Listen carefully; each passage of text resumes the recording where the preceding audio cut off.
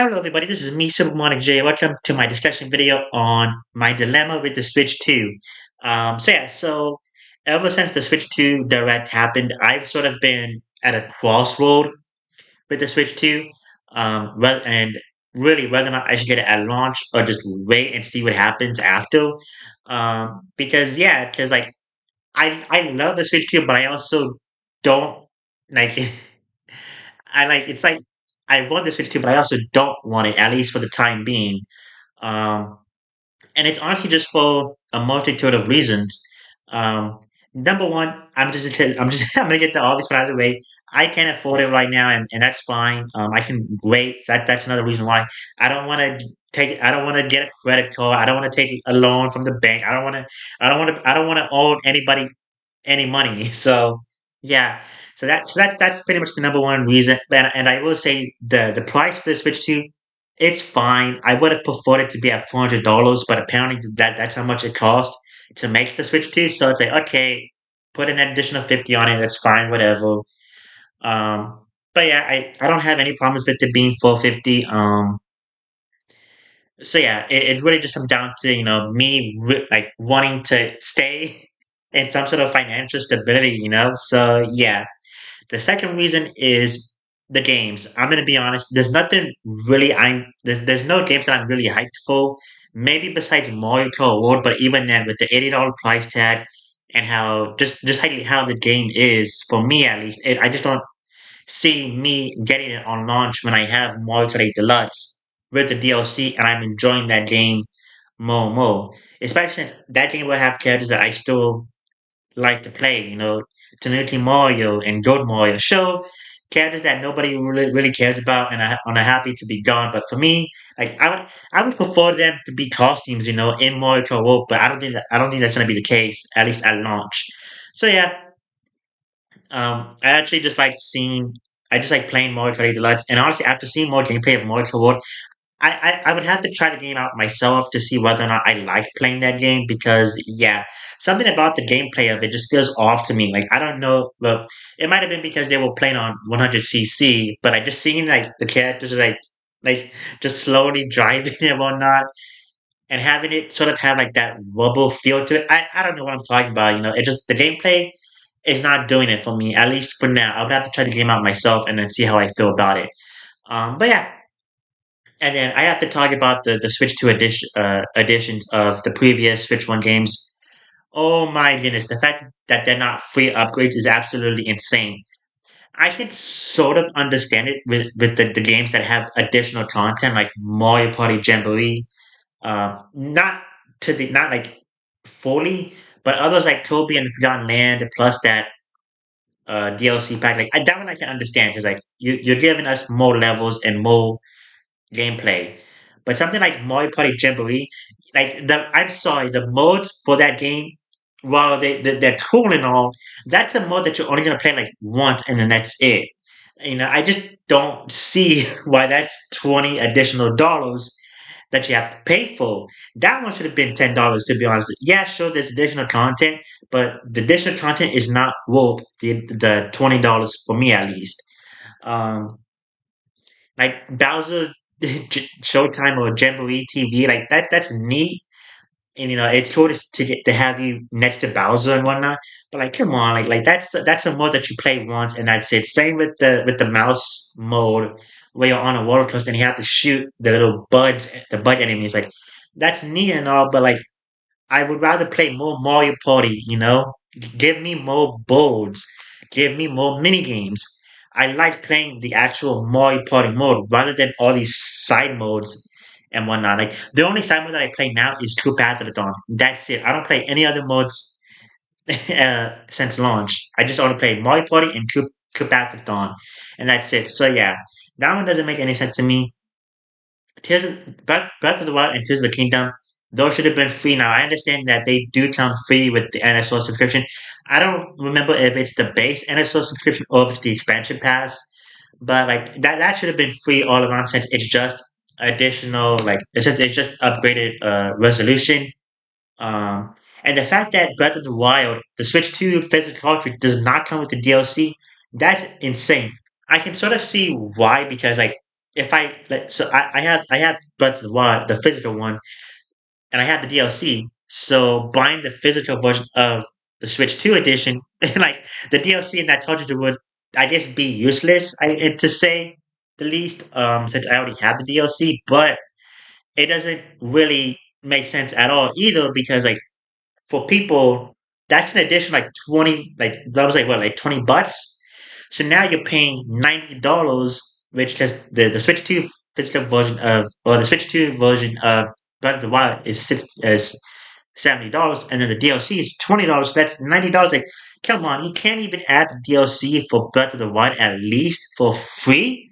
An 8-year old game with the packing DLC. Like, come on, man. Like, Nintendo, what are you doing? You know. But yeah, it's just it's so messy, And then Metro Prime 4 Beyond, okay, cool.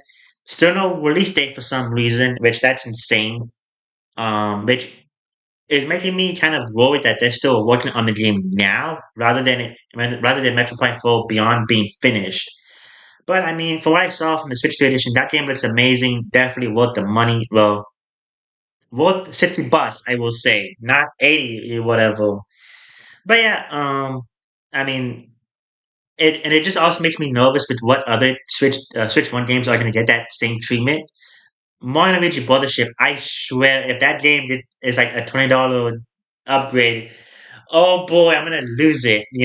Um, but yeah, another reason why I don't want to pick up the Switch One at launch or the Switch Two at launch is because of the GameCube. That one would have been the seller for me if it was not for the reason that the GameCube app only comes with three goddamn games at launch. Wind Waker, which that's cool. Soul Calibur 2, or was it 3? I don't remember. And then F Zero Grand Prix. I don't. The F Zero GameCube one. How do you only have three games at launch? I don't get that. Like, you can't have Luigi's Mansion, which was the launch title of the Nintendo GameCube when that came out. You can't even have that game be on it. You can't even have Mario Sunshine on it, which was already on the Switch 1 thanks to the 3D All Stars, and now it being gone because it was, for some reason, 3D All Stars was like a stupid limited edition. You can't even have those two games at launch either. Like, come on, what are we doing? Like, I just don't understand the whole drip feeding. I don't like it. I hate it. The fact that the classic apps now, they only get like updates once every few months. Like, that's so stupid. And most of the time it's games that like people don't even care for. Look at the NES, look at the SNES. Like the Nintendo 64 is still missing games. Super Smash Bros. 64, DK 64, Daytona Racing. Like, it's so mind-boggling how Nintendo is just dropping the ball on these apps. Like, I can't not believe this. And so having the GameCube app only come with three games at the launch of the system, and it's not even like, oh my goodness, like you can't even have the games that people are looking forward to, like the most. Again, like we don't have Luigi's Mansion on the Switch One. We would love to have Luigi's Mansion on the GameCube app, but yet we have to wait who knows how long for it. And I understand that, like, and from what I heard, the GameCube games are like 1 gigabyte each. So like, I can understand that, but also at the same time, like, why not? Still, it just doesn't make any sense whatsoever. Uh, yeah.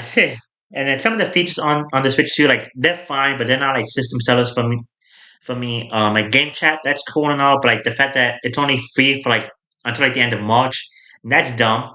And the fact that a button on a Joy-Con is now will be locked behind a paywall, that's stupid. Um, what else is that? The Joy-Cons being magnetic, that's cool and all, but like, I don't care for those. Especially if they're still gonna have the Joy-Con drift problem, that would be really stupid if that's the case.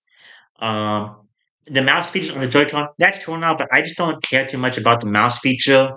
I would really need to see more developers actually use that feature for me to be like, yeah, that's actually something that I would actually like to use more often, rather than Nintendo be the only one using the mouse feature and implement it into their games. What else was there? The accessories, they're a little bit that they already have the price change due to the tariffs, I believe, and so even then, like, yeah, no, I can't. I don't even like the Switch 2 camera, to be honest. I think that's just dumb. But yeah, the Pro controller, the Switch 2 Pro controller, that's neat and all. But that's not something that I would pick up yet. At the least, it's like I do love using the Joy-Cons as my controller.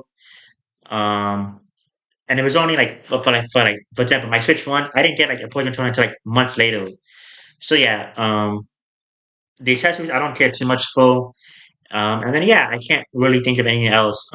Those party games, I will say those are cool and all, but I don't care for those at all. It's actually insane how many of them use the game key code feature, which oh my goodness, that's so dumb. I can't like I would have actually done Street Fighter 6, but now I'm not going to because of the stupid game key code. And I understand that like there's not that big of a problem, I should say, and for some people, but like it is stupid to know that I have to download the game first instead of now. I know some people are gonna say, well, you have to download something on when you get the game day one. Yeah, it's an update, it's a patch, not the full damn game. I will say. So yeah, so having to download the full game when I get the cartridge is that's so dumb. It really is. And also having it like it has to it has to connect to the server to download the game. 10 years later, when the servers are down, that physical game code becomes absolutely useless. And it pretty much what it is. It's a key. Yeah, it's a key to go into the server, unlock it, and then you get the game. But 10 years later, when that server goes down, that key no longer you can no longer stick it in the server and twist it or to open it and get the game. That probably didn't make any sense, but that's how it is, you know. At least that's how I see it. So yeah, like that feature alone is just dumb. It really is, and I can't believe Sega is using it. Shadow X Sonic Generations, y'all fit the game on the Switch One touch. You can't do it for the Switch Two. Like, what are we doing, guys? What are these companies thinking? That's it's so dumb. We already have problems with the pricing. Don't give us more problems with the physical versions of these games. Like, don't do that to us, man. But yeah, I'm trying to think of anything else from the Switch 2 that I read. Um, the memory, the storage, that's cool. 256 gigabytes. That's what should have been there in the first place with the Switch One. But I am happy it is there with the Switch 2 now. Granted, it could have been a lot more, like 512 gigabytes, maybe even a terabyte of storage at launch. But yeah, I mean, I'm fine with 250, with 256 gigabytes. That's awesome. But yeah, other than that, I don't really know what else is there. I talked about the games. I talked about stuff with the console itself. I actually know another reason why I want to hold off is because of that damn fan. I want to see how loud it is, and I want to see how. I'm so curious to see how people who get the Switch 2 at launch are gonna feel a few days later with that fan. I'm maybe, and that might be a good reason to hold off with the Switch 2 is see how that fan is. Because yeah, sometimes fans can get super loud. I've heard horror stories with it with the PS5, the Xbox Series X, other consoles from back then. And yeah, and actually, one of my laptops from back then, the fan would be so loud at one point that I had to get a new one because I couldn't tolerate the damn fan in my old one. So yeah, I want to see how loud the fan is at at launch and see how it is a few weeks later. But yeah, I think with that, that's pretty much it for my second reason. And then I know I talked about some other stuff, but I kind of just wanted to throw that in there to give my thoughts on it. But and then my third one is because I am curious to see what happens with the prices after launch. There's no doubt about it. The tariffs are going to have some impact on the Switch 2 and its games eventually. We don't know when and we don't know how much. But I will say Nintendo, at the end of the day, is a business. They have to appease their investors. If you don't know, investors are pretty much what funds the company. It's what makes them a business at the end of the day. And it's what keeps them afloat. If a business fails to meet and the investors' demands, specifically making profits, investors have no problem putting their money out and investing it somewhere else. And a business cannot let investors leave. They have to rely on investors. So if investors leave, that goes the company at the end of the day because they don't have funding pretty much um, to make their products and make profits.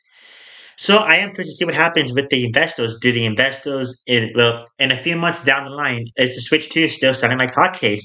all the games flying off the shelf, or accessories flying off the shelf. If not, then guess what? Investors are gonna be pretty much pissed off at Nintendo. Like, hey, we're putting our money into you to make a profit, and you're failing us. You're not giving us any profits.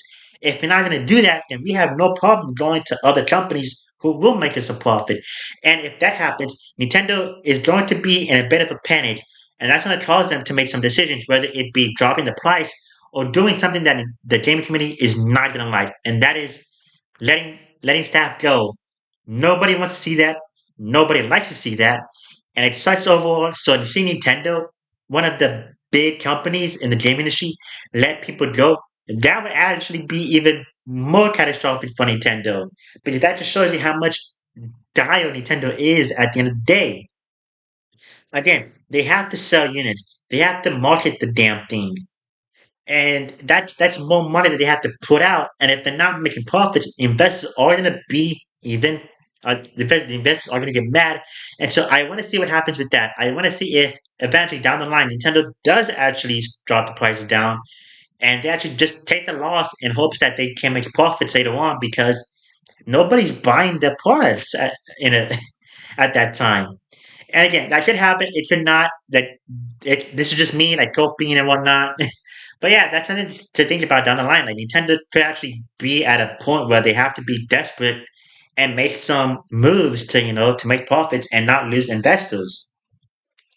Another reason why is because I do want to see if retail stores themselves actually take it upon them to lower the prices. If you don't know what I'm talking about, it happens all the time, sales and whatnot, sales on clothing, toys, games. If retail stores are stuck on with with tons of products amount with a ton of with amount of tons of amount of products, there we go. They have no problem, lowering the price down in order to sell the inventory. And for an example of that is Walmart. Last year during Black Friday, I believe Walmart was selling the physical and the digital version of Tears of the Kingdom for $30. Yes, 30, from $70 to $30. Walmart took it upon themselves to just say, "Hey, we need to sell. We need to have something to get people in our stores or on our website and shop. What's one thing that we can do? Oh, that Nintendo game that everyone's looking forward, that people are playing and having fun with. Yeah, let's just drop that down to like $40. Yeah, $40 minus from the $7 to get $30. And guess what? It would. Walmart sold out of that game in minutes. And people cannot believe that a $70 Nintendo first party game was $30. And also another example that I want to bring up is my own experience. So I have a retail store here near me called the Exchange. It's a store for military people and whatnot. And they have a bunch of games that sadly don't get off the shelf. And time to time, my exchange store actually puts discounts on the games themselves. So, for example, Paper Mario: The Origami King. When I first got here, or when I first went to that store, I saw that they were selling Paper Mario: The Origami King for 50 cents. I am not joking, 50 cents. That was how they just wanted to get rid of the damn game. It also happened with NBA 2K21, or it was one of the sports games, and then also EA football or Madden or something. I forgot what it was called. But yeah, 50 cents for those games just to get rid of stock. Yeah, it's possible. It happens. Retail stores want to get rid of stocks if they can't sell them. So yeah, and also, I also got Hyrule Warriors Age of Calamity for $20. Why? Because at that exchange store, nobody cared about the game. That game was not flying off the shelf. So, what did they do? They were just lowering the game down and down to where people would buy it. And the same goes for WarioWare Get It Together. I got the game for like $10 from that store. That was because again, nobody was buying it, so they sold it. Same with Metroid Dread. I got a bunch of copies of Metroid Dread because guess what? Nobody was buying them, at least around me, at that store. So guess what? That retail store was selling the games at a lower price just to make either some profit or just to get rid of stock. So I can clearly see that happening down the line because again, there's been a ton of controversy with the Switch 2 price and the games themselves, along with the accessories.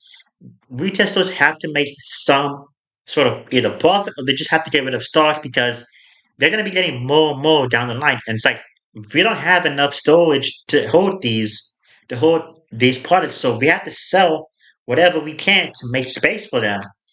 So yeah, so I am curious to see what happens down the line, and that's probably a reason why I won't be getting a Switch 2 at launch. Now again, that could change if I can go into if I can come to like some amount of wealth, with a ton of wealth, like if I can walk into if I can just somehow get myself into like 5K in terms of money, great. I gotta switch to that launch, but that's not gonna happen. So yeah, so I'm not even gonna. I don't want to worry about the Switch 2 at launch. I'm fine with my Switch 1 for who knows how long, and then I'll get a Switch 2 eventually. And another reason why I want to talk, another reason why I want to wait on the Switch 2, this one would be minor and then that's it, is because I do want to see if they do come up with like special edition versions of the Switch 2. So like, let's say down the line, the brand new 3D Mario game comes out with a Switch 2 version that, with red Joy-Cons, with the red dot. I want to wait for that down the line, and so that way I'm not having to spend an additional 450 or maybe even 500, maybe even more, just to get a second Switch too, because I don't want to have two of the same consoles. I don't want to have that. And then yeah, so that's pretty much all my reasons for why I am in a dilemma with the Switch 2, and that's why I'm not going to be picking up Switch 2 at launch. Again, that could change depending on how my financial situation is. But yeah, overall, I don't mind waiting. I'm definitely curious to see what happens towards down the line. And then yeah, but let me know what your thoughts are down below. And also, before anyone says yes, I do know the pre-orders sold out. It happens all the time. Let's be real. So like the boycott, obviously it's not going to make a dent. What matters is after the launch. What happens with the system and the games after June 5th? Do they still sell? Do they not? Do retail stores just take it on themselves to drop the prices? So yeah, definitely the boycott not going to do anything. So yeah. But anyways, that's it for me. I hope you enjoyed this video. And if you did, don't forget to like, subscribe, comment, share. And let me know what your thoughts are in the comments below. Are you in a bit of a dilemma with the Switch 2? Were you able to pick yourself a pre-order of the Switch 2? And if so, congratulations. Happy for you. Are you going to wait for the Switch 2 after? Um, but yeah, just put your thoughts on it in the comments below. And I will say, GameStop coming in clutch for some reason with the in-person pre-orders. I can't believe GameStop out of all the retail stores was like the one that people had the most success with when it came to the Switch 2 pre-orders. That's funny. But yeah, that's it for me. I'm done rambling. This is Simple Money for just sending out. I'll see you all in the next video.